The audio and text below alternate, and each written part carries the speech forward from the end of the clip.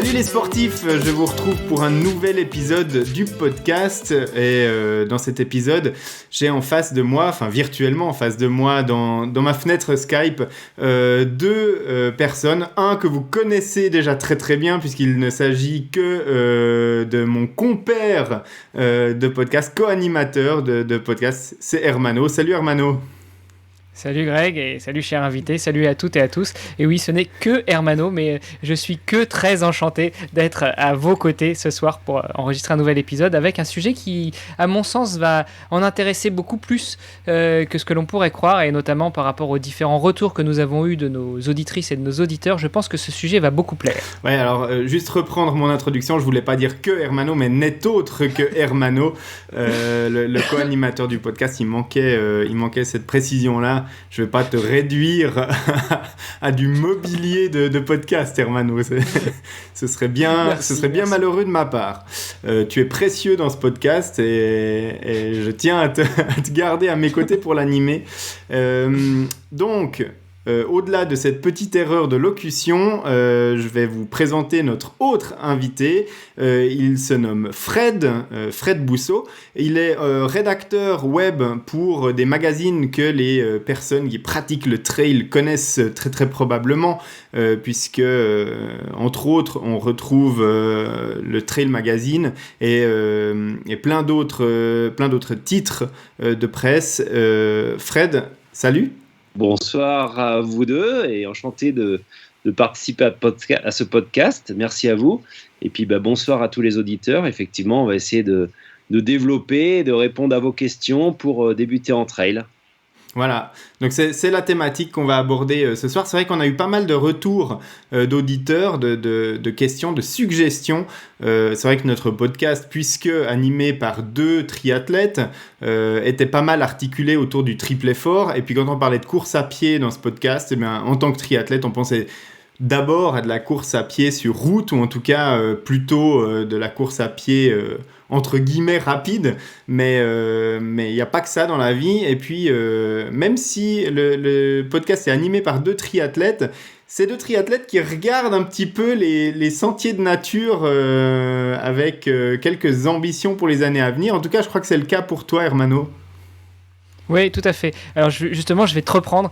Il n'est pas animé par deux triathlètes, ce podcast. Il est animé par un triathlète actif et un ancien triathlète qui a décidé de prendre sa retraite parce qu'il fait trop de bêtises en vélo et ça donne trop de soucis à ses proches et à sa famille. Donc il va falloir que je me trouve de nouveaux défis et le trail va faire partie de ces nouveaux défis. Voilà. Et comme on l'a abordé déjà lors de l'épisode précédent, c'est vrai que tous les deux, on regarde un petit peu pour les prochaines années ces épreuves et ces parcours de trail avec une certaine envie. Et donc, on est les premiers intéressés par cet épisode. Donc, on a discuté un petit peu avec Hermano de la planification de nos prochains épisodes et on a clairement décidé d'aborder un peu plus en détail cette thématique du trail. Mais pour commencer, on a décidé de vraiment partir du début et puis de parler du trail de la manière dont le débutant en trail va l'aborder.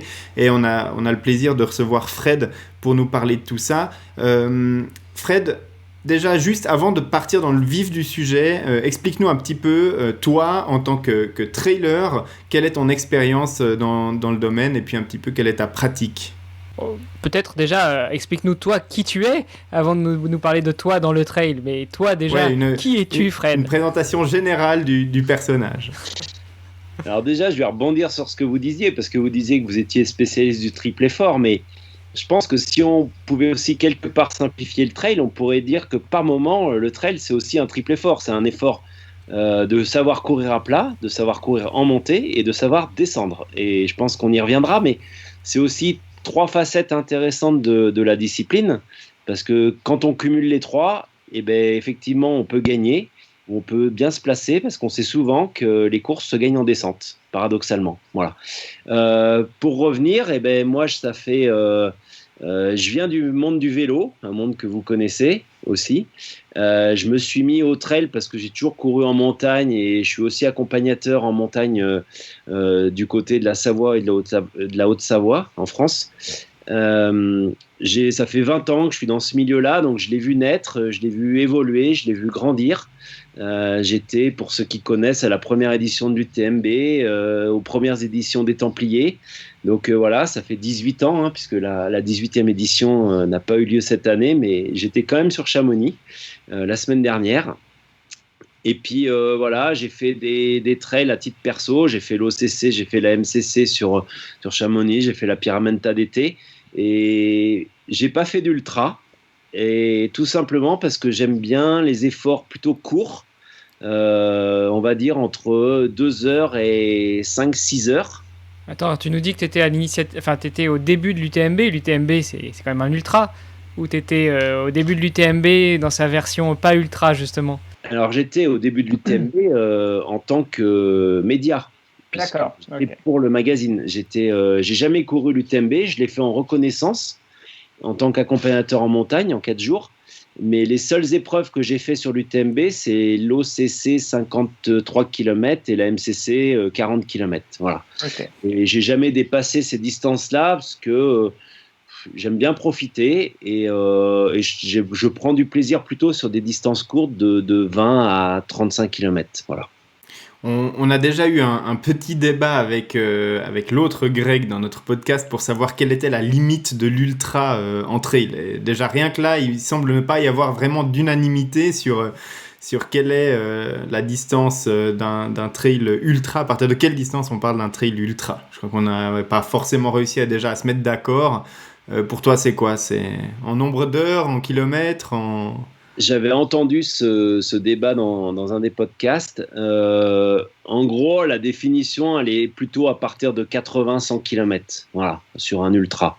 Le skyrunning, souvent définit un ultra à partir de 80, parce que souvent les épreuves typées skyrunning, pour ceux qui ne connaissent pas, c'est vraiment des épreuves engagées en montagne avec des forts dénivelés, souvent avec de l'altitude et souvent des passages techniques.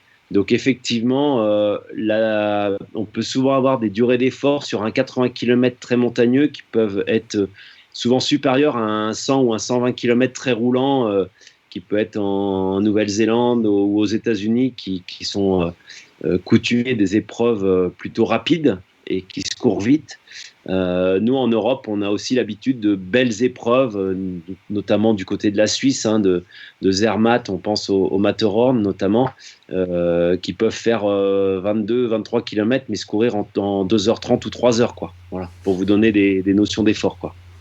Là, on parle plus de courir, on a beaucoup plus d'alternance marche que course, je pense, non?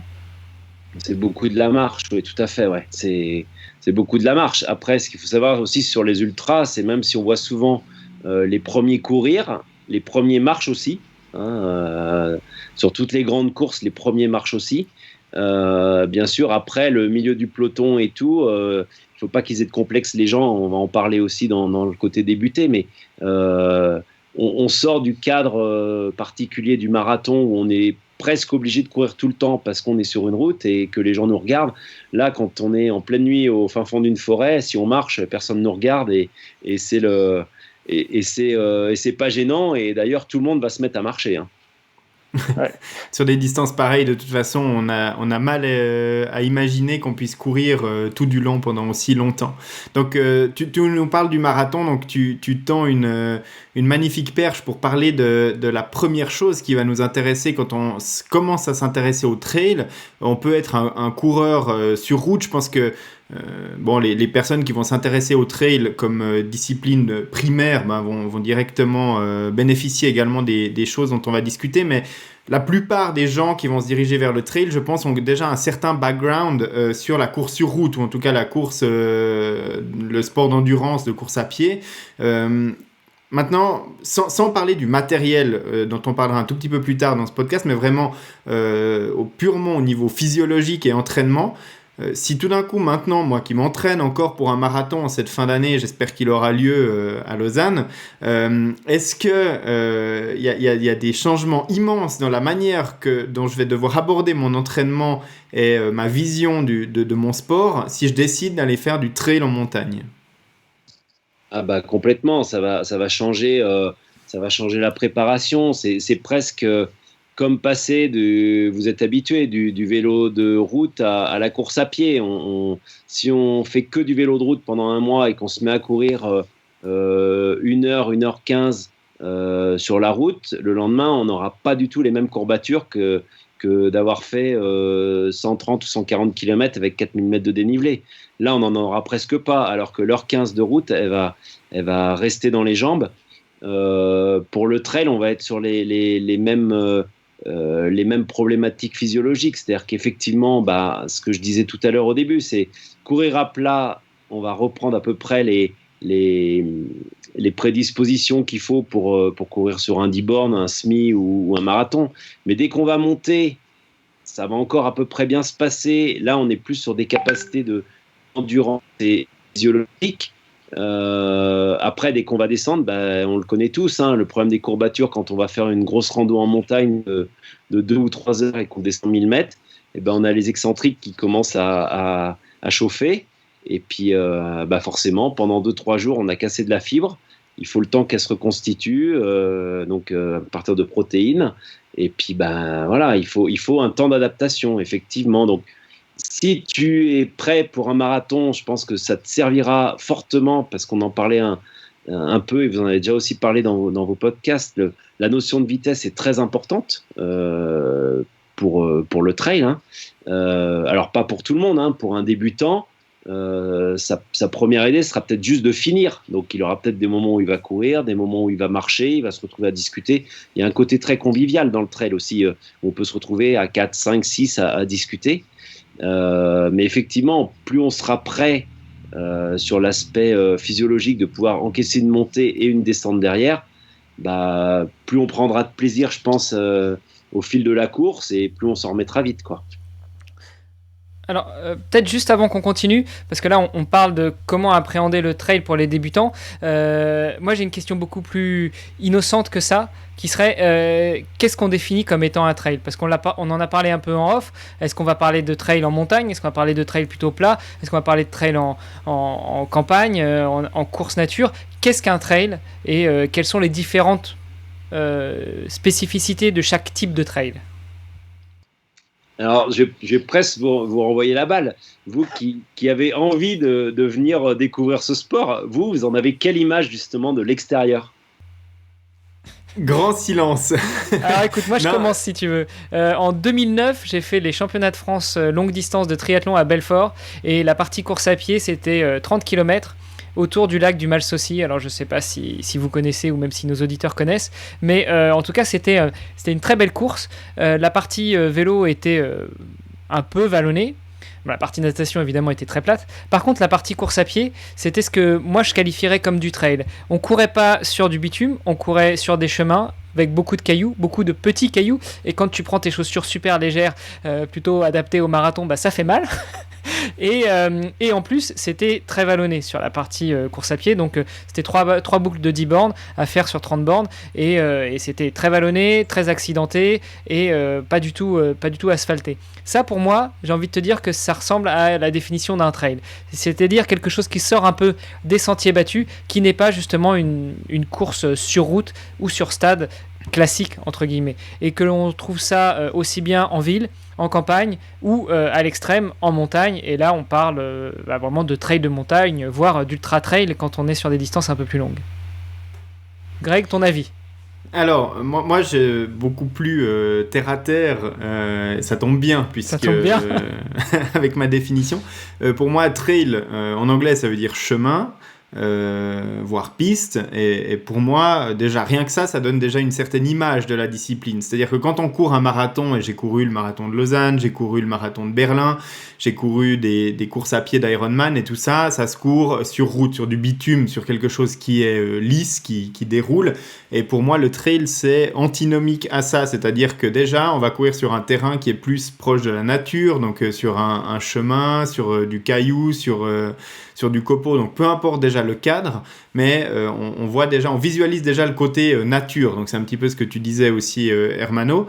Et puis rajouter à ça, pour moi, un trail, c'est pas plat, il y a du dénivelé. Alors peut-être que c'est parce que déformation géographique, moi qui suis situé juste entre les Alpes et le Jura, et puis même là où je cours, sur les hauts de la ville de Lausanne, dans les bois qui sont autour de chez moi, Hermano peut en témoigner parce qu'il est venu courir avec moi, probablement que ce que je cours à l'entraînement, pour mes entraînements sur route, se rapproche plus du trail que le terrain d'entraînement de nombreux trailers.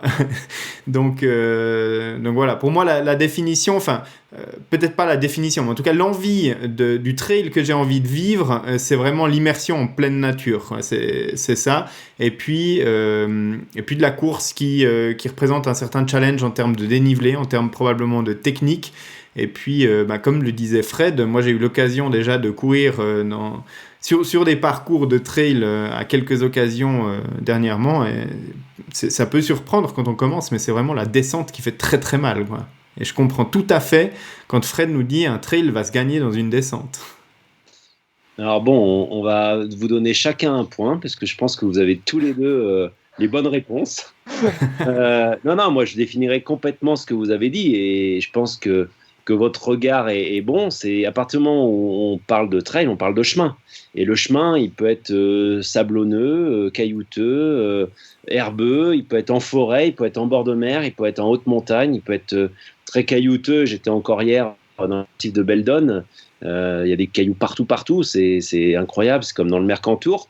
Donc je pense qu'à partir du moment où on est sur un chemin, on parle de trail. Voilà. Qu'on soit en Afrique, en Nouvelle-Zélande, à Hong Kong, on a moyen toujours de trouver du trail. Et je pense qu'aujourd'hui, si le trail il a cette appellation qui est devenue presque une marque et un label marketing, comme tu disais Greg, je pense qu'au fond, on a tous fait du trail dans notre vie, un moment ou un autre, parce que même quand on était à l'école, on allait courir sur les pelouses, on allait courir dans les champs derrière chez nous, voilà. Donc on a tous plus ou moins fait du trail. Et pour pousser la dérive aujourd'hui, tu le disais Hermano, c'est aujourd'hui trail, c'est chemin, route, c'est courir. Aujourd'hui, on a réussi à créer le label Urban Trail, quoi. Voilà. C'est-à-dire qu'on a poussé la dérive à se dire, tiens, en fait, on est en mode urbain, mais on va faire croire qu'on court un peu différemment, et du coup, on est bien dans cette appellation complètement marketée, et dont les marques se sont appropriées le naming pour en faire du commerce, hein. Après, bon, ça profite à tout le monde, tant mieux. Est-ce que ça, pour toi, c'est une dérive de l'esprit originel du trail ? Je pense que c'est une dérive, ouais. C'est une dérive qui, effectivement, vous l'avez défini tous les deux parfaitement. Le trail, c'est le chemin. Donc, effectivement, on peut transformer le truc en se disant que même en ville, on a besoin de trouver son chemin. Mais c'est pas ce chemin-là. C'est plutôt le chemin qui est en dehors des zones goudronnées. Voilà. Alors, il y a des très beaux urban trails, ou des city trails, ou tout ce qu'on veut. Mais on voit bien qu'aujourd'hui, il y a des courses qui, il y a 10 ans, s'appelaient les foulées de quelque chose, ou la ronde de quelque chose, qui est devenu le trail des Trois Clochers ou le trail de trucs, et qui a multiplié par 3 ou par 4 ses inscrits, tout simplement parce qu'ils ont réussi à associer le mot trail à une notion urbaine. Bon, en attendant, on va revenir à ce qui nous intéresse, ça fait courir les gens. Oui, ouais, alors ça effectivement, si on regarde de ce côté-là, objectif atteint, j'ai aussi des exemples autour de chez moi d'urban trails qui sont devenus des urban trails depuis quelques années, qui avaient un autre nom avant. Alors on va pas se cacher, c'est des endroits qui sont très jolis, ça court dans le Lavaux, ici au bord du lac Léman, c'est magnifique comme cadre. Mais effectivement, ça colle quand même pas forcément à l'idée que moi j'ai de cette pratique du trail. Mais si ça convient et que ça permet de faire courir des gens, dans ce cas-là, objectif atteint, quoi. Bon, moi je rajouterais une petite remarque inutile. Si trail c'est chemin et qu'on considère que dès qu'on est sur des chemins c'est du trail, qu'en est-il de ces 10 km, ces semis, ces marathons qui se courent en Afrique? Et notamment j'ai des copains qui ont couru en Éthiopie, qui ont couru au Niger, et qui me disent que là-bas il n'y a pas de route, c'est que du chemin. Donc est-ce qu'on peut considérer ça comme étant des trails super rapides ou pas? Ouais, je pense qu'on n'est pas loin. Hein. C'est vrai que ce qu'on disait tout à l'heure, on a tous couru dans les chemins autour de chez nous. Et effectivement, il y a sans doute 50, 60 ans, les routes étaient peut-être pas toutes bien goudronnées en France. Il y avait peut-être ou en Suisse, ou au Luxembourg, ou ailleurs. Et il y avait sans doute des courses qui se faisaient plus sur des chemins parfaitement lisses, mais gravillonneux. Et effectivement, ça a été les débuts. Alors peut-être qu'à un moment, on a voulu aussi rendre la discipline plus pure. Et puis du coup, on est vite allé sur la route.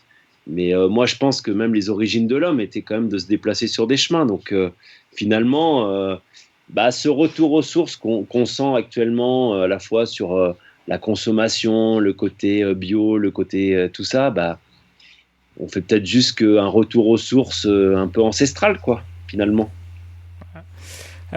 Voilà, je pense que ça va bien clôturer le point présentation du trail. Qu'est-ce que c'est? Comment est-ce qu'on définit un trail? Maintenant, ce que je vous propose, vu que c'est moi qui avais coupé la conversation sur comment est-ce que on passe soit d'un type de course sur route au trail, ou même que l'on découvre le trail, qu'on reprenne ce sujet-là. Donc Fred, tu nous disais que peut-être pour commencer, il faut être conscient qu'un trail, c'est pas une course sur route, ou c'est pas une course sur bitume. Ça va être tantôt vallonné, tantôt des chemins plus ou moins accidentés, plus ou moins escarpés. Si tu pouvais nous donner déjà quelques premiers conseils, soit pour quelqu'un qui va passer d'une course sur route au monde du trail, soit pour quelqu'un qui va vraiment juste découvrir la course à pied par le trail, qu'est-ce que tu pourrais lui donner comme premier conseil? Alors moi, je pense qu'il faut vraiment définir les typologies de trails qui peuvent exister. On en parlait tout à l'heure. On peut être à la fois en Bretagne, sur des chemins assez accidentés, mine de rien, c'est-à-dire avec des racines, des cailloux, des montées, des descentes. On peut être aussi bien, effectivement, dans des massifs montagneux très accidentés, ou aussi autour de Paris, hein, pourquoi pas, en France, autour d'une grande ville, en bord de mer, sur des sentiers de montagne aussi qui sont très roulants. Ce qu'il faut savoir, c'est qu'effectivement, on aura à la fois la notion de dénivelé. Souvent, tu en parlais Greg tout à l'heure, c'est vrai que souvent on associe quand même le trail à une notion de dénivelé. Donc c'est des choses à prendre en compte dans son entraînement. Pour débuter, je pense qu'il faut être à sa place. Faut pas être trop ambitieux. Faut se dire que si on est habitué à courir 1 heure sur route à une vitesse de 8, 9, 10 km/h, si on part sur un trail de 10 km, on va forcément mettre plus de temps. On peut aussi avoir des conditions de terrain qui vont être changeantes, c'est-à-dire que c'est aussi bien adapter ses chaussures. Sur la route, c'est simple, hein. On a une paire de chaussures. En général, aujourd'hui, les chaussures de route ne sont pas équipées de semelles de gomme pour la pluie, ou de gomme pour un bitume sec. Donc là-dessus, on n'a pas trop de choix à faire. Par contre, entre elles, effectivement, là, on va rentrer un peu dans la saison automnale sur l'Europe. C'est clair qu'effectivement, courir un trail en montagne ou même en plaine, on va peut-être avoir des conditions plutôt humides et boueuses. On partira pas du tout avec les mêmes chaussures. Ensuite, effectivement, on peut aussi adapter sa nutrition, parce que courir 10 km, on sait tous que, en gros, allez, ça fait une petite heure, on rentre chez soi, on boit et tout. Là, 10 km, on peut vite partir pour 1h15, 1h20, 1h30. Et puis, il faut prendre un peu à boire des fois, un peu à manger. Voilà, je pense qu'il faut y aller progressivement. L'avantage du trail, c'est qu'on a moins la notion de chrono quand même, et du regard des autres au bord des routes. Ce qu'on disait tout à l'heure, si on doit marcher au milieu d'une forêt, on le fait au milieu d'un chemin. S'il y a une grosse bosse et que tout le monde est à marcher, on se fait comme les autres, on marche. Et c'est vrai que dans le trail, il y a plus cette notion. Alors, vous l'avez vu aussi en triathlon avec les médailles ou avec les t-shirts finisher, mais c'est vrai qu'il y a plus cette notion d'être finisher que cette notion de temps. C'est-à-dire que sur les grandes courses, qu'elles soient l'UTMB, puisque c'est une des plus connues, ou les Templiers ou d'autres grandes, c'est des courses, notamment l'UTMB n'a jamais eu en 17 éditions 17 fois le même parcours. Donc on ne peut pas vraiment comparer aujourd'hui le temps référence comme à un Cerzinal. Un Cerzinal, on sait qu'aujourd'hui le temps référence il est en dessous de 2,30 chez les hommes. Là, sur une course comme ça, donc c'est vrai qu'on se dit, plus j'ai fini mon 10 km ou mon 15 ou mon 20 km que j'ai mis 1h18. Voilà, ça n'a pas grande valeur, quoi, chrono. Donc Fred nous a fait un bon débriefing déjà de la manière d'aborder philosophiquement cette discipline et comment a priori on va aborder un entraînement ou une compétition de trail. Donc tu le dis, faire avec le terrain qui nous est proposé sur le lieu de notre entraînement, adapter notre matériel, et ça c'est la partie qu'on va aborder juste après cette thématique déjà de la différence au niveau de l'entraînement. Mais avant de parler de matos, tu nous dis tu nous disais avant qu'on reprenne la définition du trail, il y a tout qui va changer au niveau de l'entraînement parce que l'entraînement de marathon va donner, tu l'as dit, de la vitesse et probablement aussi déjà un petit peu d'endurance pour aborder le trail en fait. Mais qu'est-ce que je dois viser spécifiquement pour être plus à l'aise sur mon trail pour pouvoir mieux aborder cette discipline? Moi, je cours sur route.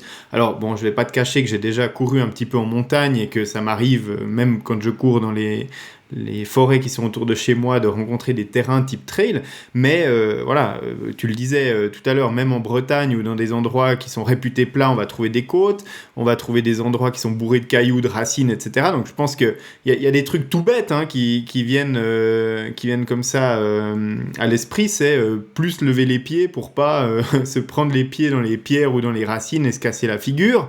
Est-ce qu'il y a d'autres choses auxquelles on va devoir faire attention quand on commence un entraînement pour faire du trail?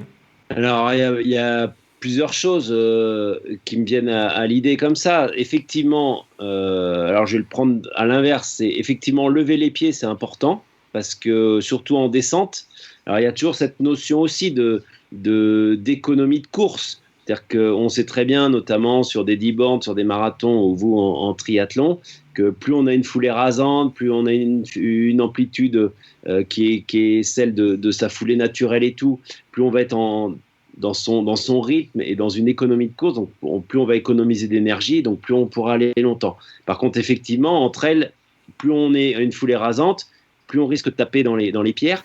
Donc il y a une chose très importante, c'est aussi la notion de regard. En fait, alors en montée, on a le temps de regarder. En descente, l'anticipation visuelle de sa pose de pied est pas du tout la même qu'une course sur route. Une course sur route, on sait qu'on peut dérouler et on peut avoir le regard porté assez loin. En trail, plus on va aller vite, plus il va falloir porter son regard assez loin pour pouvoir anticiper ses poses de pied. Parce que c'est vrai que la moindre erreur, elle est soit par terre, soit effectivement une belle entorse de la cheville ou se prendre un arbre, quoi. Enfin voilà, ça peut aller vite. Donc ça, c'est la partie descente. Sur la partie montée, effectivement, quand on vient de la route et qu'on est plutôt habitué à courir sur du plat ou plutôt à encaisser des faux plats montants à 2-3% qui vont plutôt juste ralentir la cadence mais pas changer grand-chose, c'est vrai que si on va faire un trail qui est en milieu, on va dire vallonné, sans être forcément montagneux, mais comme on le disait, où on peut avoir des petites successions de bosses de 80, 100 mètres de dénivelé qui à la fin vont 800 000 dénivelés. Et je pense qu'il faut les travailler. Alors les travailler, c'est simple, c'est aller sur la bosse à côté de chez soi, se faire un petit échauffement de 15 minutes, et puis se faire une séance spécifique où on va faire au début peut-être monter 2 minutes à allure course, faire une petite minute de récup, alors soit en continuant en marchant dans la montée, reprendre 2 minutes, ou alors il y a d'autres séances où on fait par exemple, on va monter 3 minutes, on redescend à son point de départ en courant. Donc là, en même temps, on travaille l'excentrique, c'est intéressant. Poum, arrivé au point de départ, donc on ne regarde pas trop son temps de descente, il va être en général, si on monte 3 minutes, le temps de descente, il va être entre 1,40 et 2 minutes. Et là, on repart et on peut faire une séance de 5 fois 3 minutes comme ça. On fait une petite coupure de 2-3 minutes au milieu et puis on fait une deuxième série. Donc, effectivement, la montée, c'est ce qui peut être le plus contraignant pour un coureur à pied parce qu'effectivement, il n'est pas habitué quand il vient de la route à travailler cet effort-là. Mais par contre, quand on a pris l'habitude, c'est celui qui moi, je trouve que c'est un des endroits où on prend le plus de plaisir. Parce que quand on a compris, c'est un peu comme en vélo, qu'en fait, en changeant de braquet, c'est comme si on attaquait un col en montant sur la plaque. Alors effectivement, au début, ça va faire mal aux jambes. Mais si on se met à mouliner, donc pareil, si on transpose on va dire le fait de pédaler en souplesse en vélo au fait de courir en souplesse avec des toutes petites foulées rasantes, mais qui parfois font juste 15-20 cm d'amplitude, et ben en fait, on va se rendre compte que finalement, on passe partout, entre les rochers, entre les cailloux, entre les racines. On a réduit sa vitesse, on n'est plus forcément à 12, mais à 7-8, mais que finalement, il y a ce plaisir de se dire, ah bah finalement, j'ai passé cette bosse en courant. Et ça, vraiment, moi, pour l'avoir expérimenté et le faire encore, c'est vraiment des choses qu'on peut travailler facilement. Alors, comme tout entraînement de fractionné ou spécifique, c'est pas forcément des choses qui sont très agréables au moment où on le fait. Hein. Faut bien se dire, des fois, on se tire sur la couenne et ça fait mal. Mais quand on rentre chez soi, eh ben, on est content de l'avoir fait. Et puis, au bout de 2-3 semaines, eh ben, on se rend compte que finalement, la bosse où on avait du mal à passer ou le point qu'on s'était donné en haut, le petit refuge auquel on voulait aller, eh ben, 3 semaines après, on y va tranquille, on prend du plaisir, on arrive en haut, on admire le paysage et puis on redescend. Donc effectivement, le travail de côte, comme tu le dis, extrêmement bénéfique. Et puis, en fait, un petit peu de la même manière dont on aborderait, un peu de la même manière dont on pourrait conseiller un débutant en course à pied sur route. Un des premiers conseils qu'on donne à quelqu'un qui a jamais couru mais qui veut se mettre à la course à pied, c'est de faire du 1 minute, où il court 1 minute, il marche 1 minute, etc.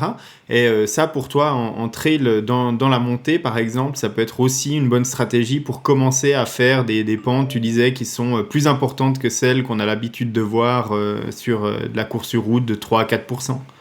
Quelqu'un qui a jamais trop fait de montagne, mais qui se dit tout de suite face à une pente, j'ai du mal à courir. Effectivement, s'il veut y aller progressivement, alors je parlais de 3 minutes et de redescendre, ça peut être, je me force à courir 1 minute, je m'arrête 1 minute, je repars 1 minute, ça je le fais 5 fois de suite, je redescends à mon point de départ, et puis je recommence une deuxième fois. C'est pas un exercice très contraignant, mais c'est un bon exercice. Alors après, on peut aussi le faire en pyramidal, hein, pour ceux qui connaissent les entraînements sur route, ça peut être exactement pareil, hein. On peut faire 1 minute, 1 minute de récup, 2 minutes, 2 minutes, 3 minutes, puis à la limite 2 minutes 30 de récup, et puis on redescend de l'autre côté, on fait 2 fois comme ça. Mais c'est vrai que si on veut commencer, il vaut mieux y aller progressivement, et souvent on voit des gens qui, dès que ça commence à monter, se mettent à marcher, et finalement, si on les pousse un petit peu à leur dire, bah si, allez, essaye d'aller jusqu'à l'arbre là-bas et en courant, bah, si on leur dit vraiment, respire bien, prends le temps d'oxygéner les poumons, le cœur, les muscles et tout, et réduis vraiment ta vitesse, parce que souvent aussi, il y a beaucoup de gens qui viennent de la course à pied, et là, je pense qu'il faut vraiment pas avoir de complexe, qui ont l'impression que réduire leur vitesse de 12 à 8 km/h, voire même de marcher, c'est se mettre en échec. Et je pense que ça, c'est vraiment une idée entre elles qu'il faut se sortir de l'idée. Ouais, moi, j'ai vu des coureurs qui venaient, qui étaient des très, très forts athlètes français, hein, sur marathon, sur 100 bornes, même sur 10, qui se retrouvaient à venir au trail dans des pentes très raides, et je les ai vus pleurer. Parce que pour eux, on leur avait appris que quand on était dans l'athlétisme, marcher, c'était un échec. Et en fait, non, pas du tout. En fait, souvent, on voit même des gens qui marchent plus vite que le gars qui veut s'efforcer à courir à une bonne vitesse. Voilà. Donc, effectivement, il faut adopter, faut passer un peu de temps sur le terrain, pas avoir peur de se dire, bah tiens, j'essaye de faire, si j'arrive pas 1 minute, bah, je fais 5 fois 40 secondes. Et puis, en fait, les progrès vont vite venir. C'est ça aussi qui est intéressant, c'est qu'on va vite voir des progrès, et on va vite prendre du plaisir. Et je pense que c'est ça qui est très important aussi. Question pratique pour les personnes qui s'intéressent à faire du trail mais qui habitent en ville. Est-ce que ces exercices en montée, on peut les faire par exemple sur une série d'escaliers, ou est-ce qu'on trouve du terrain en ville qui nous permet de faire ces entraînements-là la semaine, quand on n'a pas forcément le temps de sortir, trouver son coin de nature pour faire ces entraînements? Alors, je dirais que les escaliers, il y en a beaucoup qui s'entraînent dans les escaliers, mais je pense que la position des pieds, l'aspect musculaire est pas du tout le même. Effectivement, il y a une marche, ça doit faire 15-16 cm, c'est toujours la même fréquence. Alors, c'est sûr, pour travailler musculairement, on sait que c'est très bon, même des athlètes qui font du marathon et tout, font de la renfo ou de la PPG dans des escaliers. Je pense qu'on peut pas complètement remplacer un bout de chemin par un escalier. C'est quand même compliqué. Et puis, on en revient à ce qu'on disait tout à l'heure. Enfin, le trail, c'est aussi des cailloux, c'est aussi des imperfections du terrain, c'est aussi des racines.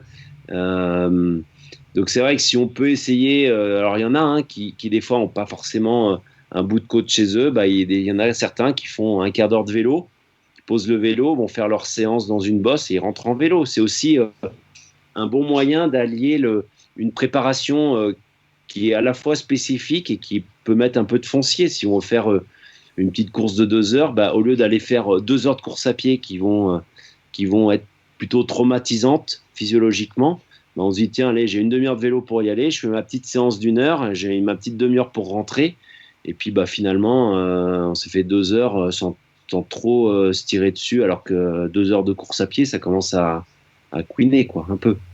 Ouais. Moi, sinon, après, j'ai la solution de trouver les descentes de garage des copains. Alors, c'est beaucoup plus court, on n'est pas forcément sur 1 minute, on est sur quelques pas, mais si tu trouves une descente de garage assez longue, peut-être que tu peux travailler un peu là. Faire des séries en sprint dans des pentes à 12%. Dans les parkings, dans les rampes d'accès au parking souterrain aussi. C'est ça, ouais. C'est pas mal, c'est pas mal. Le soir, il y en a bien qui doivent s'entraîner comme ça, je pense. On fait avec ce qu'on trouve, avec ce qu'on peut, mais comme tu l'as bien résumé, l'idéal, c'est quand même de trouver un terrain qui se rapproche le plus possible de celui qu'on va retrouver le jour de son grand entraînement ou alors de sa compétition, c'est-à-dire un chemin en nature et puis qui ressemble à ce qu'on va rencontrer le jour J. Moi, je trouve qu'on a bien parlé un petit peu de cette transition sur comment passer de la route au trail ou même quand on devient trailer. Finalement, ça me rappelle un peu je trouve que c'est beaucoup de bon sens, tout comme on peut le faire en triathlon. Là, tu nous dis travailler un petit peu la course en côte, en descente, faire ça sous forme de fractionné. Alors évidemment, on le rappelle, si on fait ça, c'est pas des séances qu'on va faire tous les jours. On va placer ça une fois dans la semaine et pas une grosse sortie et puis le lendemain un fractionné ou inversement une de ces séances fractionnées, puis après on va se faire une sortie de 2 heures. Non, on essaye quand même de faire attention à l'organisme. Comme en triathlon, on va travailler beaucoup aussi les transitions. C'est des choses auxquelles on pense pas forcément. On pense souvent à s'entraîner dans les 3 sports, mais pas forcément à travailler spécifiquement les transitions, les sorties d'eau, les passages vélo à course à pied. Là, tu nous donnes des conseils pour nous entraîner suivant l'environnement. Et justement, pour pouvoir s'entraîner suivant l'environnement, est-ce que tu aurais des conseils, encore une fois, peut-être les premiers conseils qui te viennent en tête, les plus intéressants, les plus importants par rapport au matériel minimum à emmener avec soi quand on va s'engager sur un trail, quand on va se préparer pour un trail, que l'on parle de trail plutôt nature, donc plutôt plat, jusqu'au trail montagne, où là, ça va être vraiment rechercher du vallonné. On est sur le grand écart, c'est le... Ouais, justement, ça nous fait 2 réponses à une double question à aborder. Non, alors, je pense qu'il faut vraiment dissocier les différents types d'épreuves. C'est vrai qu'aujourd'hui, le trail est très à la mode. L'ultra-trail est plus qu'à la mode. Aujourd'hui, effectivement, si on parle aujourd'hui de débuter en trail, c'est parce qu'aussi, il y a plein de gens qui ont dans un petit coin de leur tête ou qui ont les yeux qui brillent quand on leur parle du TMB ou de Diagonale des Fous. C'est des courses qui font 160 km, 100 miles, sur lequel on s'engage pour une durée, on va dire, le cœur du peloton, c'est plutôt 36, 38, 40 heures dehors sur le terrain, donc presque 2 jours. Sans dormir souvent. Sans trop dormir, ouais, ou vraiment en faisant des siestes de maxi 1 heure. Voilà. Et puis, on a aussi les courses toutes simples, chez notamment du côté de la Suisse, il y a des courses très connues, les courses des alpages là, qui font entre 10 et 20 km. où là, on va le dire, hein, les coureurs partent en mode marathon, c'est-à-dire avec rien. Il y a deux, trois ravitaillements sur le parcours, malgré que ça monte pendant des fois 15 km. Donc il y a ce paradoxe des suréquipements parfois pour l'ultra. Et aujourd'hui, on est encore sur des courses courtes où on n'a pas forcément besoin de grand-chose. Alors moi, je dirais jusqu'à 15-20 km, on peut partir presque avec pas grand-chose. Je pense que le choix de sa paire de chaussures est très important, c'est-à-dire selon effectivement le type de terrain rencontré. On ne va pas courir de la même manière sur un trail très caillouteux que sur un trail très roulant avec une priorité de chemin, de pelouse, de racines. Donc je dirais jusqu'à 20 km, on peut presque partir à sec, sans rien. Selon son temps de course, hein, bien sûr, si on part pour 3 heures, on va peut-être prendre une banane ou une poche ventrale dans laquelle on mettra une gourde. Ça dépend aussi du nombre de ravitaillements qu'il y a sur la course. Et je pense qu'une fois qu'on passe les 2 heures, 2 heures et demie de course, là, il faut quand même commencer à prévoir du matériel. Alors le matériel, ça va être ce qu'on connaît, hein, un sac à dos proche du corps avec souvent une poche à eau ou des petites flasques sur la poitrine. Et puis après, un peu la tenue vestimentaire qu'il faut et qui va être aussi adaptée au type de terrain qu'on va rencontrer, à la météo qu'on va rencontrer, à l'environnement dans lequel on évolue. Hein. Si on évolue effectivement dans le massif du Mont Blanc autour de 2005-3000 fin octobre, le bon sens va faire que forcément, moi ce que je disais tout à l'heure, hein, j'ai une petite casquette accompagnateur en montagne, et on sait que les extrémités sont quand même les points qu'il faut réchauffer en premier, donc les mains et la tête. Voilà. Moi, tu pars pas avec un t-shirt manche courte? On évite de ce temps-là, même en ce moment. Hein, j'étais hier en montagne à 2003, face nord, début septembre, et c'était gelé, quoi. Voilà. Alors qu'il faisait 15-16 degrés en face sud. Donc c'est vrai qu'on peut être vite surpris par à la fois les changements météo, on les connaît, mais aussi des versants qui peuvent être à l'ombre toute la journée et dans lesquels on prend froid, ou si on est à des vitesses de progression très lentes où on marche, on prend vite froid. Donc tout ça, c'est à s'adapter. Alors aujourd'hui, on le sait, il y a des listes de matériel obligatoires qui sont souvent édictées par l'organisateur, qu'on peut retrouver. D'autres organisateurs font aussi appel au bon sens des pratiquants, c'est-à-dire que effectivement, on part sur une course dans le massif central, il y a peut-être moins de risques que proche du massif du Mont Blanc, avec moins de risques de neige et tout. Mais c'est vrai, c'est aussi à chacun de se responsabiliser et de savoir que s'il part pour 4 heures, il va peut-être prendre, et qu'il y a un risque de pluie, il va peut-être prendre une veste un peu plus étanche, il va peut-être prendre un peu plus à manger, un peu plus à boire, et c'est pas les 100 grammes de nutrition qui vont le ralentir dans sa progression. Ça, faut s'enlever ces idées-là aussi. Quand on a faim, ou quand on a soif, on a soif. Enfin, vous le connaissez aussi bien que moi. Et que si on connaît une grosse défaillance, une grosse hypo, on peut aussi prendre froid et être conduit à l'abandon, quoi. Peut-être, comme le disait Hermano tout à l'heure, hein, au niveau déjà du bon sens, quand on s'éloigne seul en pleine nature, c'est toujours pas mal d'avoir son téléphone avec soi au cas où on a un pépin ou quelque chose. Je crois que d'ailleurs sur certaines courses, c'est quelque chose qui est requis, et puis on a un numéro de téléphone de l'organisateur au cas où il arrive quelque chose. Donc déjà ça c'est vraiment du bon sens. Si jamais comme tu le disais, hein, une descente, on prévoit mal sa prochaine foulée, on se fait une entorse de la cheville, on peut plus continuer. Si on est seul, on est très très vite embêté, tout seul au milieu de nulle part. Donc voilà. Et le petit tips de Greg Runner qui nous avait dit, si vous partez avec le téléphone, déjà vous le chargez avant, puis éventuellement vous prenez un powerbank pour éviter de vous retrouver comme un couillon sans batterie. Le téléphone mais sans batterie, ça sert à rien. Chargé, à la limite éteint dans le sac au cas où, mais voilà, comme ça au moins on est sûr de pouvoir l'utiliser. Après, est-ce qu'il y a du réseau encore à l'endroit où on va se retrouver en rade, ça c'est une autre question, mais déjà au moins l'avoir pris, parce que ça on a au moins une chance de pouvoir appeler au secours.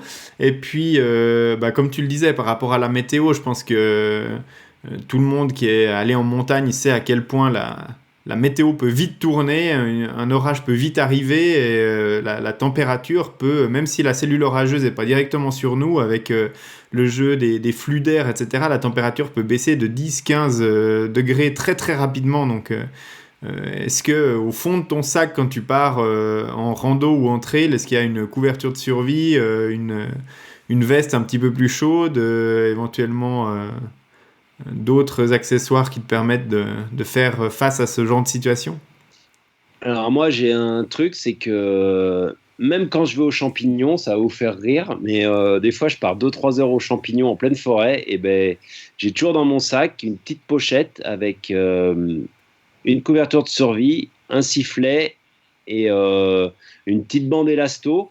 Alors bon, je l'ai toujours, où que j'aille. Moi ça m'a jamais servi, mais ça m'a déjà servi une fois pour quelqu'un d'autre. Voilà. Sur un chemin qui s'était fait mal. Et en attendant les secours, bah, il pleuvait, il faisait pas bien chaud, on était en montagne. Et ben, je peux vous dire que la personne était contente que je sorte ma couverture de survie le temps que les secours arrivent parce que voilà, ils avaient rien. Alors, voilà. Moi, j'ai toujours avec moi, c'est un réflexe, ça pèse 22 grammes. J'ai ça. En fait, j'ai un fond de sac, comme on dit un peu en montagne, où j'ai aussi un couteau. J'ai aussi un ou deux sacs en plastique vide où je peux ramasser des champignons ou des myrtilles. Enfin voilà, j'ai toujours un espèce de petit fond de sac.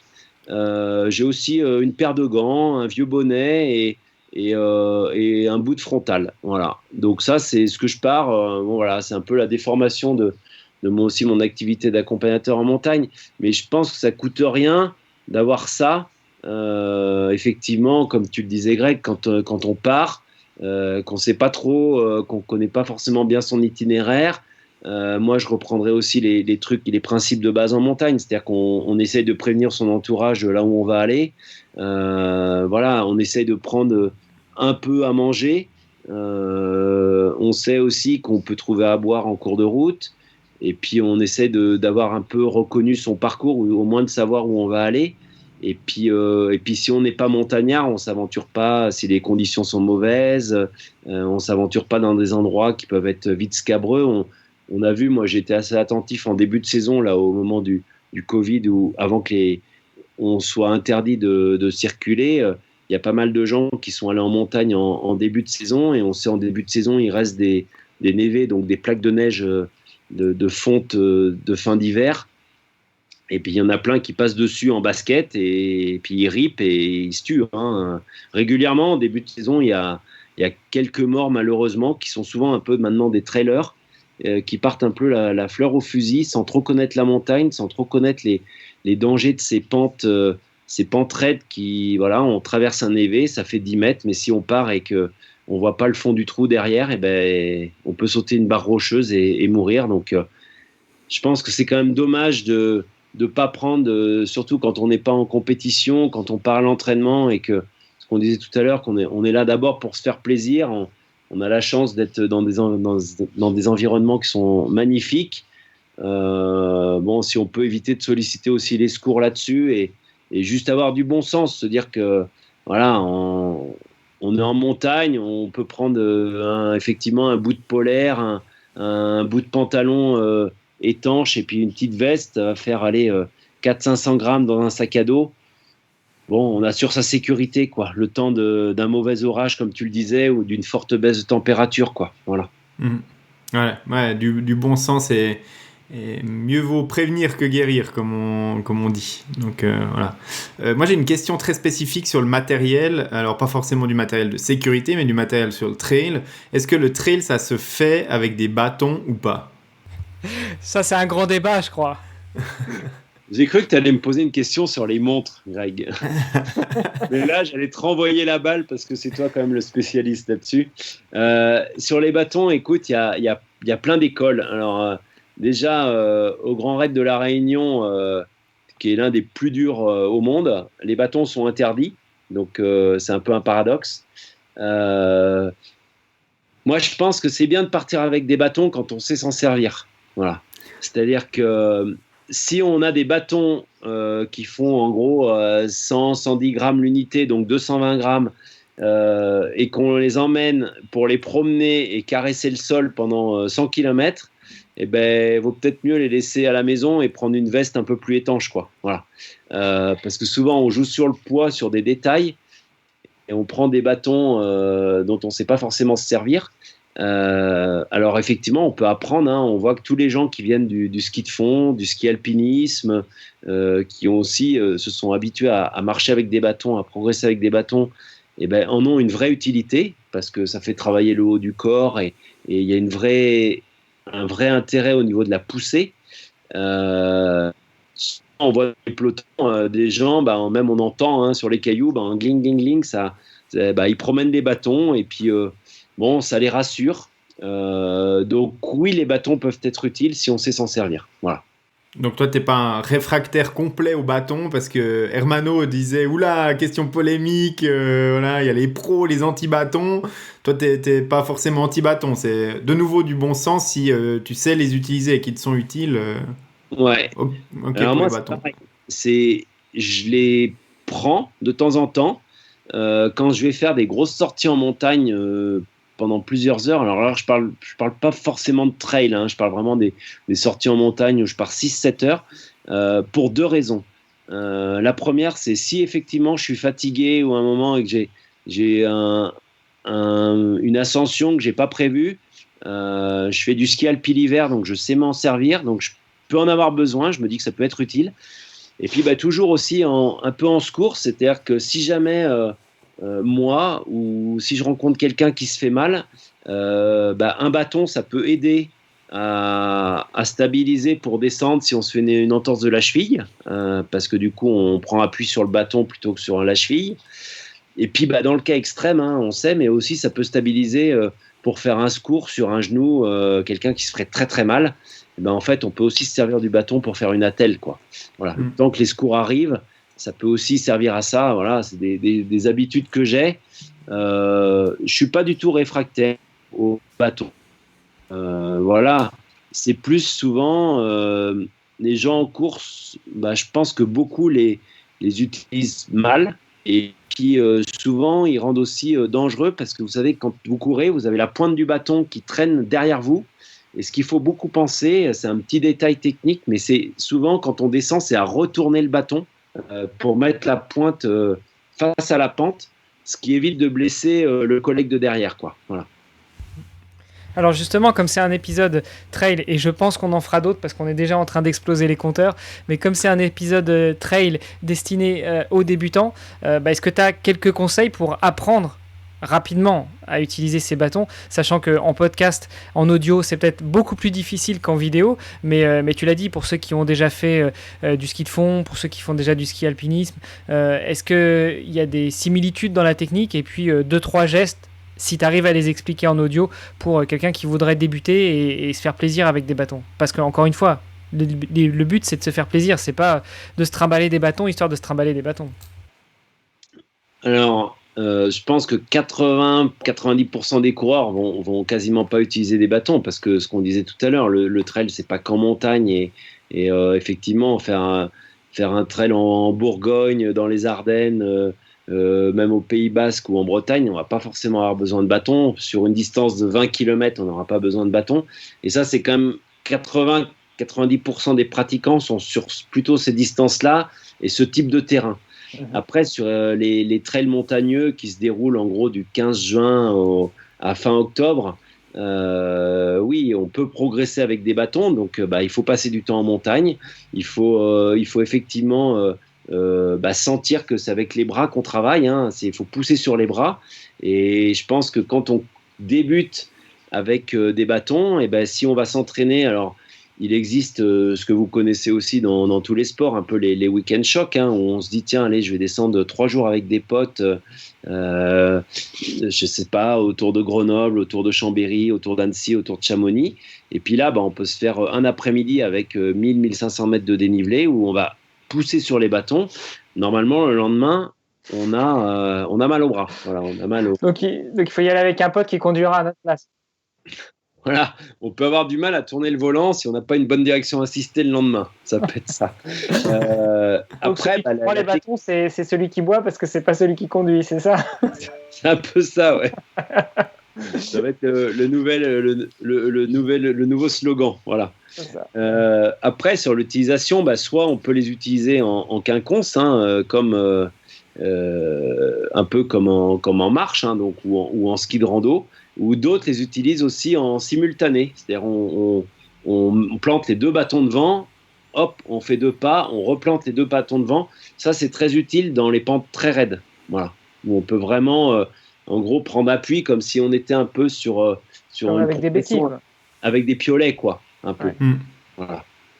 Et effectivement, pour en avoir discuté avec plusieurs coureurs, souvent certains partent sur des courses sans bâton et finalement ils regrettent de ne pas les avoir pris en fin de course ou en milieu de course parce que ça aide, surtout sur des courses assez longues de 80-100 km quand on passe beaucoup de temps sur le terrain. Moi, sur les courses que j'ai fait en montagne de 30-50 km, j'ai jamais pris de bâton.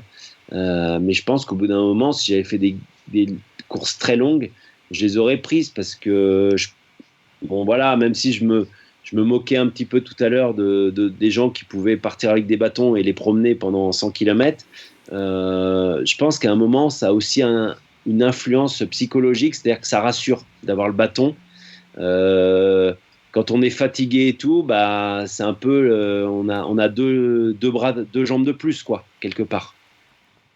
Effectivement, ou en tout cas des points d'appui supplémentaires ou si on commence à faiblir un petit peu des jambes. Donc, avis intéressant sur les bâtons. Moi, je voulais revenir sur un point tout à l'heure. Je ne sais pas, Greg, si tu l'as noté quand Fred, je t'ai posé la question du matos minimum. Tu as très brièvement parlé d'alimentation. Et Greg, tu sais, souvent, quand on a nos invités, on parle de gel, on parle de barres, on parle de gourdes, d'ISO, etc. Je note, Fred, que tu nous as parlé de prendre une banane, que tu nous as parlé de prendre de l'eau, voire éventuellement des flasques, mais que l'on pourrait recharger sur la route, parce que souvent, en trail et en montagne, on arrive à trouver une petite source ou un truc comme ça. Et est-ce que c'est ton côté vraiment trailer nature qui ressort, ou est-ce que c'est pour toi vraiment l'esprit trail? C'est déjà la nature, donc on va pas se faire chier avec une barre où on va jeter les papiers un peu partout, c'est vraiment dans l'esprit de rester le plus proche de la nature possible, et une barre, ça se trouve pas dans la nature, quoi. Non, j'utilise aussi des barres, après sur le côté nutrition, et alors nutrition, on va inclure la boisson avec, c'est liquide et solide. Je pense que ça fait parfaitement partie de l'entraînement. C'est-à-dire qu'il faut s'entraîner à ça. Il y a des gens qui pourront ne pas boire après 1 heure, 1 heure et demie de course. Ils n'arrivent plus rien à avaler. Il y en a d'autres, ils peuvent facilement avaler du saucisson, un bout de fromage, un bout de jambon. Il n'y a pas de problème. Je pense que ça fait aussi, il faut savoir aussi s'entraîner avec ça. C'est-à-dire savoir si on supporte mieux un gel, si on supporte mieux une barre énergétique, si on supporte mieux une boisson sucrée, une boisson salée. Tout ça fait partie de l'entraînement, et effectivement les contraintes physiologiques sur l'organisme, notamment en descente, où on a quand même tout le système intestinal et tout qui est soumis à des chocs, peut-être un peu plus que sur la route. Puis sur la route, on sait qu'on part sur un marathon entre, pour les meilleurs 2h15 et pour les moins bons 4h30, mais on sait qu'au bout de 4h30 c'est fini, et qu'avec le repas du matin, en général on fait sa course. Sur un trail de 4h30, sur un trail, on va dire la majorité du peloton fait entre 25 et 30 km. Voilà. Et souvent les gens s'engagent plutôt sur des parcours de 50-70 km où ils passent 7-8 heures. Donc là, effectivement, il faut savoir ce qu'on est capable de supporter. Alors, il y en a qui fonctionnent, je me souviens, il y a une quinzaine d'années, avant qu'apparaissent toutes ces barres énergétiques, tous les gels et tout, et il y en a qui se faisaient des mix de petits pains au lait, donc ça se mange plutôt très bien, mais soit avec du fromage râpé dedans, ou du jambon très fin, ce qui fait qu'ils avaient à la fois le salé, le sucré, et puis c'est plutôt agréable à manger. C'est plutôt bon parce qu'on se le fait soi-même et on met ce qu'on veut dedans. Et puis ça passe plutôt pas mal. Alors les bananes, effectivement, ça passe très bien. Moi, j'adapte. Quand je pars en montagne, souvent, je reviens à mes principes de base, mais souvent, je prends un mélange, ce qu'on appelle le mélange un peu du guide. C'est amandes, noisettes, raisins secs, abricots secs, figues. Voilà. Et ça, c'est quand même un peu la base. Alors, c'est vrai qu'en course, ça passe pas forcément super bien parce qu'il faut mâcher, c'est un peu long à digérer. Mais à l'entraînement, c'est très bien. Après, si on est sur des efforts avec des vitesses de progression à 5 km/h de moyenne, c'est tout à fait des choses qu'on peut manger. Et je pense qu'il ne faut pas négliger cet aspect-là de sa préparation et de ses objectifs. Et bien anticiper qu'à un moment, il faut garder aussi le plaisir de la nourriture. Je pense que mentalement, c'est très important de savoir qu'à un moment, on va avoir un truc bon à manger. Voilà. Ah, ton fameux sandwich qu'on s'appelle au Sinovis ou...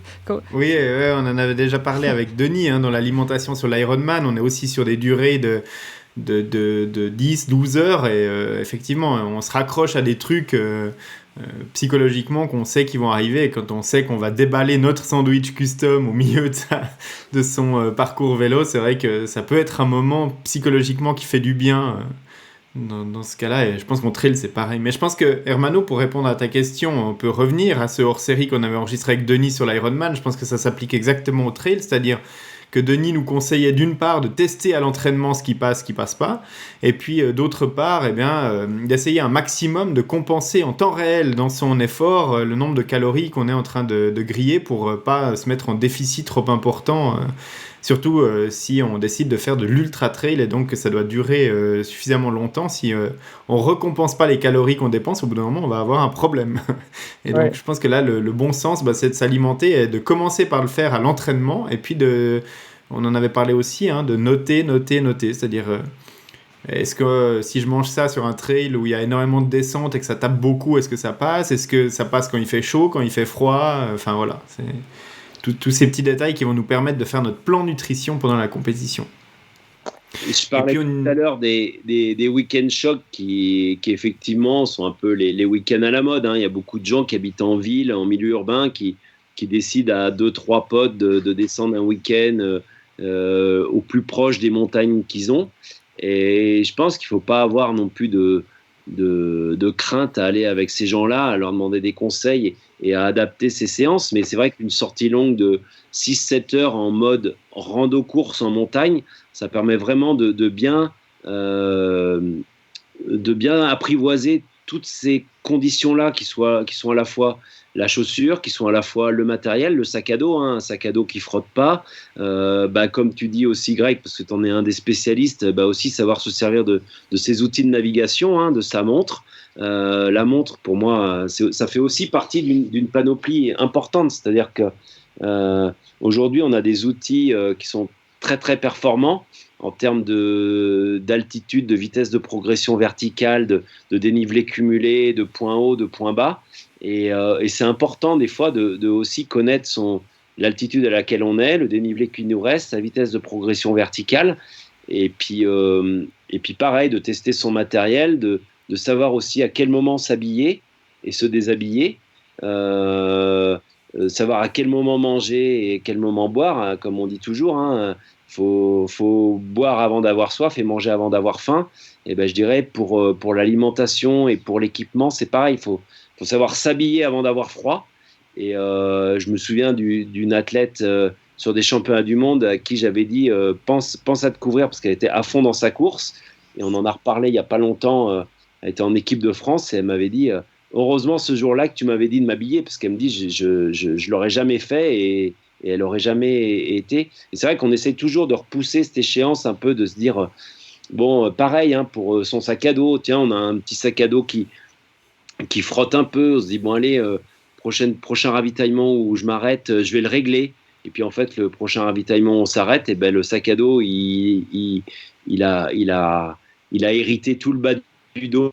Et puis 30 km plus loin, on est gêné. Et puis voilà, c'est toutes ces petites choses-là qu'il faut régler surtout quand on part pour progressivement essayer d'aller vers des longues distances.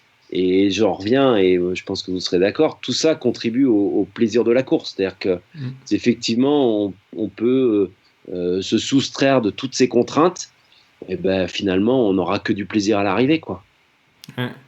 Alors effectivement, on se rend compte qu'il y a énormément de choses à discuter sur le matériel et que c'est très très intéressant. Maintenant, comme on l'a dit en introduction de cet épisode, on va peut-être s'arrêter là dans la partie matérielle, mais il y a évidemment la thématique des chaussures. Tu nous as parlé du choix des chaussures qui était extrêmement important en fonction des conditions. Il y a le choix du sac, il y a le choix de tout un tas de matériel. On va parler aussi évidemment de navigation, d'altitude, de montres, de fonctionnalités dont on a besoin, de savoir lire les tendances barométriques, enfin bref, tout ça. Je pense que ça donnera lieu à d'autres épisodes et évidemment, Fred, tu seras invité à ces épisodes pour en discuter plus en avant si ça t'intéresse, et puis éventuellement d'autres invités. On va aborder cette thématique de trail un peu plus en profondeur à l'avenir.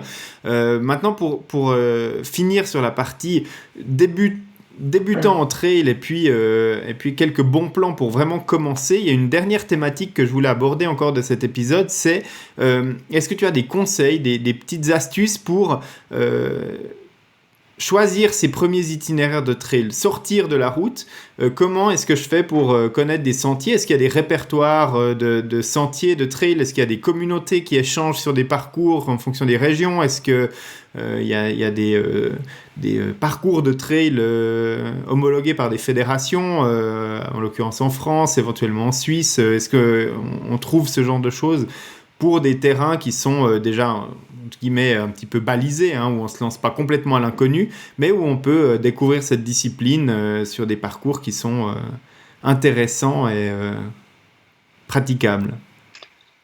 Alors ouais, complètement. Alors comme tu l'as dit, tu as évoqué plusieurs mots. Il y a des parcours, il y a des communautés. Alors les communautés, on les connaît tous, hein. C'est les communautés Instagram, c'est les communautés Facebook, c'est les réseaux sociaux en général, c'est les groupes. Il existe plein de groupes. Je pense que quand on est un peu actif sur les réseaux sociaux, il suffit de lancer une annonce en disant je vais le week-end prochain dans les Cévennes, j'aimerais bien trouver un parcours à tel départ, faire 15 km et tout. Et là, on va avoir 10-15 réponses de personnes qui vont proposer des sorties. Voir justement, après, tu connais aussi ça, pouvoir télécharger les traces à partir de fichiers GPX qui sont aussi très utiles. Il existe des applications aussi pour tracer ces parcours, donc ça c'est très bien. Et puis effectivement, en parallèle de ça, tu as aussi alors je ne sais pas si c'est développé en Suisse, mais en France c'est assez développé. Je sais aussi du côté de la Belgique, il y en a quelques-uns, des stations de trail ou des espaces trail ou des villages trail. Donc c'est des territoires qui se développent, qui ont compris aussi qu'il y avait un vrai intérêt économique, social, et aussi, alors nous c'est un truc qui nous préoccupe et dont on va bientôt parler dans le magazine, mais c'est vrai que dans cette transition un peu énergétique, économique, de tout ce qui se passe en ce moment dans le monde, il y a beaucoup de stations de ski qui sont en train d'anticiper ce changement, qui savent que dans 10 ans ils auront peut-être plus de neige, et qui petit à petit mettent en place des activités outdoor, hein, d'une façon générale, que ce soit du VTT, de la via ferrata, de l'escalade, des balades à cheval ou du trail, et qui ont développé des parcours, hein, des parcours permanents, donc qui vont de l'initiation 7 km jusqu'au parcours en général de 25-30 km, qui sont plutôt bien balisés, où on trouve les cartes en office de tourisme ou sur les sites web, où on peut tracer les fichiers, on peut télécharger les fichiers GPX. Ça, c'est des bons moyens aussi de partir à plusieurs un week-end, et puis chacun y trouve son compte sur des boucles qui, effectivement, c'est un peu le principe des pistes de ski, hein. C'est vert facile, bleu moyen, rouge un peu plus difficile, et noir, le parcours un peu engagé, technique, long, qui va nécessiter un peu d'expérience, quoi. Voilà, mais oui, il y a tout ça existe. Et après, pour ceux qui veulent partir tout seuls, c'est ce qu'on disait, c'est quand même bien. Aujourd'hui, il y a des bonnes applications pour tracer ces parcours qui sont plutôt fiables, hein. Moi, je m'en sers régulièrement en vélo ou même pour regarder justement la fiabilité.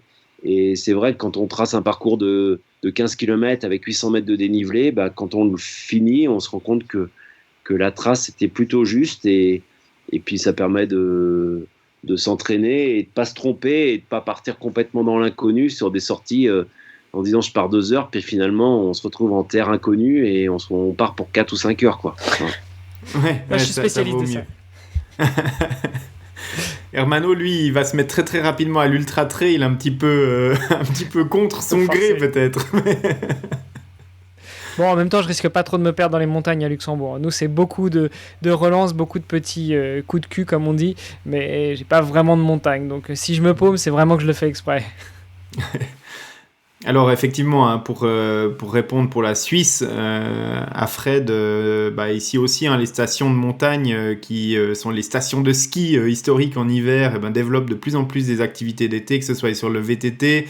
Le VTT électrique en ce moment est très porteur, et le trail évidemment aussi, et donc propose des itinéraires de trail. Le trail électrique, pas encore. Peut-être bientôt avec ton exosquelette connecté, mais pour l'instant, c'est pas le cas. Mais effectivement, tu peux prendre un télécabine, un télésiège ou voir un téléphérique, te retrouver dans la station, puis là, de pouvoir faire des parcours en montagne, des parcours qui sont balisés, et puis se mettre un petit peu au trail ou alors d'autres activités. Donc, c'est vraiment assez idéal pour débuter. Mais comme tu l'as dit, hein, il suffit, si on ne connaît pas du tout les parcours de trail, même autour de chez soi, aller sonder un petit peu les communautés sur les réseaux sociaux, et puis on aura assez vite des réponses, des propositions de parcours, et pourquoi même pas des propositions de partenaires pour découvrir cette activité, et puis découvrir certains parcours. Donc voilà, on aime les réseaux sociaux pour ça, aussi pour connecter les différents sportifs. C'est bien ça, on est complètement là-dedans. Après, moi je pense qu'on vit une époque incroyable là-dessus, donc faut surfer sur cette vague. Mais je mettrais quand même un petit bémol, faut pas se voir plus fort que ce qu'on est. C'est-à-dire qu'effectivement, surtout si on part en milieu montagneux et qu'on n'est pas un grand connaisseur du monde de la montagne, faut savoir si on part en bord de mer ou en forêt, dans les Landes ou j'en sais rien, autour de Paris ou dans le Beaujolais, si on prend un orage et qu'il fait froid et qu'on se perd parce qu'il y a un peu de brouillard, qu'on se trompe de chemin, on va pas risquer grand-chose dans la vie. Effectivement, on se retrouve pris dans un orage, dans le brouillard à 2500 mètres, et que la nuit arrive et que d'un seul coup il fait 3-4 degrés et qu'on n'arrive plus à redescendre. Faut être clair qu'on se met en danger de mort. Voilà. Une hypothermie, la fatigue, une déshydratation et puis un petit moment de stress et de panique. Et effectivement, ce qu'on disait, si on n'a pas aussi des outils tout simples, hein, de cartographie ou de montres GPS comme tu les connais très bien, qui peuvent avoir des fonctions track-back très intéressantes. Des fois, si effectivement on n'a pas expérimenté ça aussi dans des conditions un peu d'entraînement ou de jouer un peu avec sa montre, on se dit non, mais de toute façon ça me servira jamais et tout. Bon, finalement, des fois, on est bien content d'avoir cette fonction-là sur sa montre, de savoir s'en servir le jour J, et puis ça peut sauver. Mais je crois surtout, faut rester à son niveau dans la pratique qu'on veut faire, et pas être plus ambitieux que ce qu'on peut être le jour J, et de son niveau de forme et son niveau de compétence du terrain là où on est au moment donné, quoi. Ouais, rester humble par rapport à ses capacités, et puis découvrir petit à petit cette nouvelle discipline, pas forcément vouloir tout de suite partir pour 3 heures en montagne et puis se retrouver dans un parcours impossible, et puis comme tu le dis, rester bloqué. Encore, pour revenir sur les mots d'Hermano de tout à l'heure, encore du bon sens, mais voilà, de la précaution, découvrir progressivement sa nouvelle discipline, et puis s'épanouir là-dedans plutôt que de morfler la misère sur sa première expérience en trail et puis d'être dégoûté.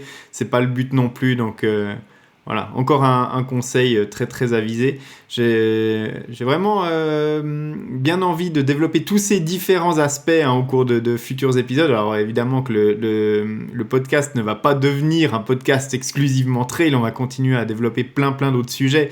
D'ailleurs, on encore des invités triathlètes qui vont nous rejoindre pour des futurs épisodes, mais voilà, on va parler plus de trail, déjà parce que c'est demandé par nos auditeurs et que nos auditeurs, on les écoute et qu'on leur parle de ce dont ils ont aussi envie qu'on leur parle, et puis aussi parce que nous, ça nous intéresse, Hermano, et que, en tout cas, moi déjà pendant cet épisode, moi j'ai appris plein de trucs pour aborder mon futur entraînement de trail plus sereinement et informé. Et...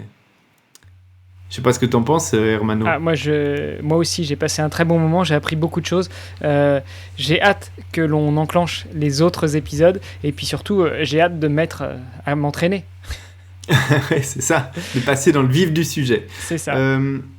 Donc Fred, si à l'avenir tu es intéressé à venir développer ces différentes thématiques plus en avant avec nous, tu seras évidemment le bienvenu. Si tu as aimé cette expérience d'être dans cet épisode avec nous, et puis éventuellement en attendant ces prochains épisodes, nous on te retrouve notamment sur trail au pluriel, trail avec s-endurance.com, et puis sur les réseaux sociaux, c'est ça ? Ouais, tout à fait. Alors, merci déjà à vous pour cet échange. J'espère que ça plaira, que ça va susciter aussi des questions. J'imagine que vous recevez des questions, donc on pourra les collecter et y répondre avec plaisir. J'aurai peut-être pas réponse à tout, mais je vous donnerai aussi des contacts que vous pourrez interviewer et inviter, qui seront peut-être plus à même sur des points très précis. Oui, il y a plein de choses à faire. Moi, si vous voulez, j'ai à côté de chez moi un petit trail, je crois, le 10-11 octobre, là, un petit 14 km qui est parfait en initiation, qui doit faire 14 et 400-500 mètres de dénivelé, où justement, il y a tout type de terrain, il y a de la descente, il y a des petites côtes.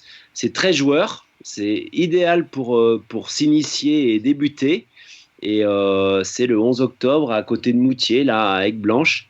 Moi j'y serai, je l'ai fait l'an passé, c'est très convivial, très familial, c'est joli, on passe à côté des cascades, voilà, c'est vraiment, pour moi, c'est exactement ce que représente l'initiation au trail, c'est-à-dire trouver une vraie transition entre la route et les chemins escarpés. On trouve un peu ces petits chemins de moyenne montagne ou de basse vallée, qui sont joueurs, dans lequel, quand on est un peu entraîné avec ce qu'on disait tout à l'heure, finalement on prend du plaisir le jour de la course, et puis comme je disais, moi c'est des moments où on peut aussi échanger, et puis monter une côte quand il y a 10 gars devant qui vous ont doublé à fond avant sur une partie plate parce qu'ils ont des qualités de routier, et puis que nous on arrive avec notre petite foulée, et puis qu'on les rattrape les uns après les autres, finalement c'est plutôt agréable, voilà, et puis ça se fait dans la bonne ambiance. Voilà. Ouais, c'est ça. Toujours dans la bonne ambiance, puisque c'est un trail, donc dans la bonne ambiance. Dans la bonne ambiance. Merci beaucoup, Fred. Alors tu l'as dit, s'il y a des gens qui ont des questions, qu'ils n'hésitent pas à nous contacter, podcast.nakan.ch, il y a un bouton nous poser une question, et puis on vous explique toute la procédure. Alors n'hésitez pas à nous contacter via WhatsApp, via Telegram, via mail, via tous nos réseaux sociaux. Et puis il y a aussi une chose que vous pouvez faire, chères auditrices et chers auditeurs, si vous avez apprécié cet épisode, c'est aller sur Apple Podcast et nous laisser un commentaire. Ça nous aide non seulement à nous faire connaître, et puis ça aide aussi les gens qui ne connaîtraient pas encore Nakan à savoir un petit peu de quoi on va parler. Et par exemple, comme l'a fait Sirba Siltiri, pas facile, et qui nous dit super podcast, merci, vraiment une très bonne source de motivation et d'information. Donc si toi aussi, chère auditrice, cher auditeur, tu veux nous faire un petit commentaire, direction Apple Podcast, et c'est très facile, tu te connectes avec ton compte Apple, tu laisses une note, si possible 5 étoiles, et un joli commentaire. Voilà, un commentaire ou une question, comme l'a dit Fred, s'il y a des questions par rapport au trail ou par rapport à d'autres thématiques sur le sport d'endurance, inscrivez-les sans hésiter dans les commentaires aussi sur les plateformes de podcast. Nous on lit ça, et puis on essaye de traiter ces informations avec des spécialistes, avec des gens qui savent répondre à ces questions dans des épisodes. Alors les épisodes ne sont pas forcément diffusés dans les 15 minutes qui suivent la question dans les commentaires. On n'est pas aussi réactif que ça, mais on essaye d'enregistrer dans les thématiques qui sont demandées par nos auditeurs fidèles et intéressés à ces nouveaux champs d'exploration. Et puis nous, ça nous intéresse aussi parce qu'on est curieux de tout savoir. Donc voilà, c'est avec plaisir qu'on développe ces thématiques. Donc un très bel épisode, un long épisode sur cette première partie du trail. On va retrouver cette thématique avec Fred, avec Hermano, avec d'autres invités. Moi, je me réjouis déjà de tout ça. Et on va faire de nos auditeurs et de nous-mêmes, Hermano, grâce à ces épisodes, des grands trailers en devenir. N'est-ce pas? De la team Nakan. C'est ça. Fred, merci encore. Moi, je vous souhaite à toutes et à tous une très bonne fin de journée. Et puis, Greg, on se donne rendez-vous dans 15 jours pour un nouvel épisode. Oui, c'est ça. Dans 15 jours pour un nouvel épisode où on va parler de plein de sports et de différentes distances sur ces sports, des distances des fois un petit peu surprenantes. Ouais, on découvrira ça dans 2 semaines. Et puis nous, on retrouvera probablement Fred d'ici quelques semaines pour nous parler d'autres thématiques par rapport à du trail. On a ouvert plein de voies aujourd'hui dans cet épisode d'introduction. Et puis on va creuser tout ça maintenant. Merci Fred. Merci et beaucoup. à très bientôt, messieurs. Merci à tous et à bientôt.